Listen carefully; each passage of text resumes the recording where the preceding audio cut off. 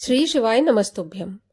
हरे कृष्ण, राधे राधे। स्वागत है आपका आपके अपने चैनल द रिलीजियस लाइफ में। कान्हा जी की कृपा आप पर और आपके परिवार पर हमेशा बनी रहे।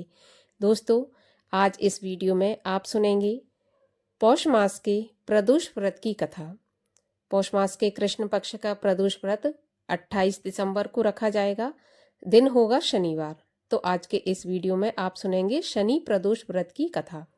वीडियो शुरू करने से पहले आपसे अनुरोध है कि अगर अभी तक आपने चैनल को सब्सक्राइब नहीं किया है तो कृपया मेरे चैनल को सब्सक्राइब कर लें। कथा अच्छी लगे तो लाइक अवश्य करें और ज़्यादा से ज़्यादा शेयर करें। तो चलिए अब हम शुरू करते हैं शनि प्रदोष व्रत की कथा। बोलिए भगवान शंकर की जय। गर्गाचार्य जी ने कहा कि हे महामते, आपने शिव शंकर को प्रसन्न करने हेतु समस्त प्रदोष व्रत का वर्णन किया।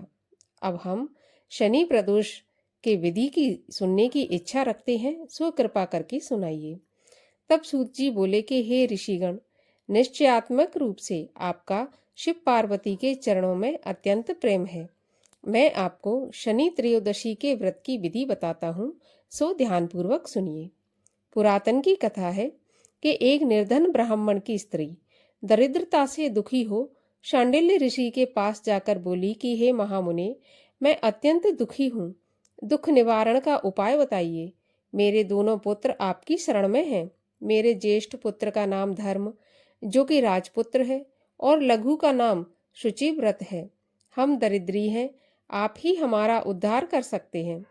इतनी बात सुनकर ऋषि ने शिव प्रदोष व्रत करने के लिए कहा। तीनों प्राणी प्रदोष व्रत करने लगे। कुछ समय पश्चात प्रदोष आया। तीनों ने व्रत का संकल्प लिया। छोटा लड़का, जिसका नाम शुचिव्रत था, एक तालाब पर स्नान करने गया तो उसे मार्ग में एक स्वर्ण कलश धन से भरा हुआ मिला। उसको लेकर वह घर आया। प्रसन्न हो माता से कहा कि माँ, यह धन मार्ग में प्राप्त हुआ है। माता ने धन देखकर शिव महिमा का वर्णन किया।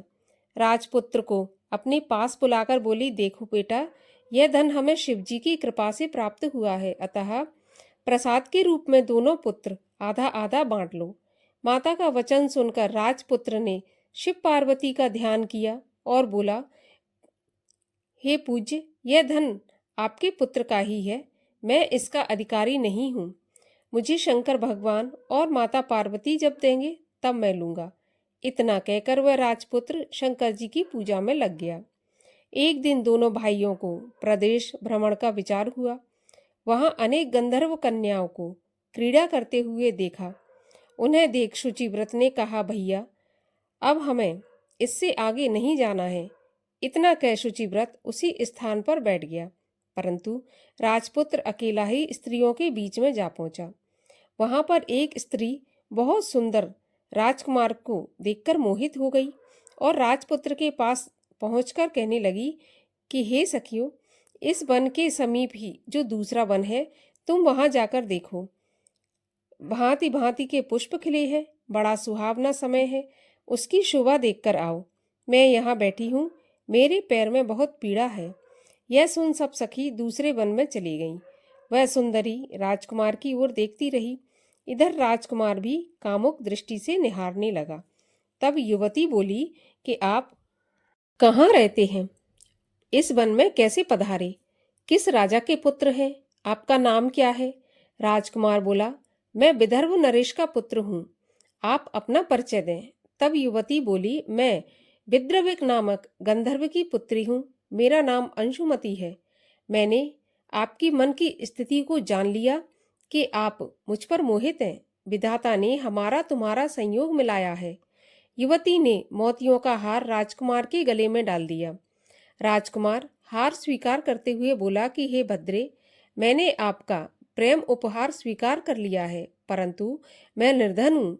राजकुमार के इन वचनों को सुनकर गंधर्व कन्या बोली कि मैं जैसा कह चुकी हूँ वैसा ही करूंगी।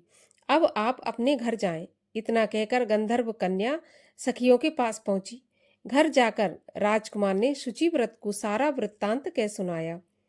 जब तीसरा दिन आया, वह राजपुत्र शुचिव्रत को लेकर उसी वन में जा पहुंचा। वहीं गंधर्वराज अपनी कन्या को लेकर आ पहुंचे। इन दोनों राजकुमारों को देख आसन देकर कहा कि मैं कैलाश पर गया था।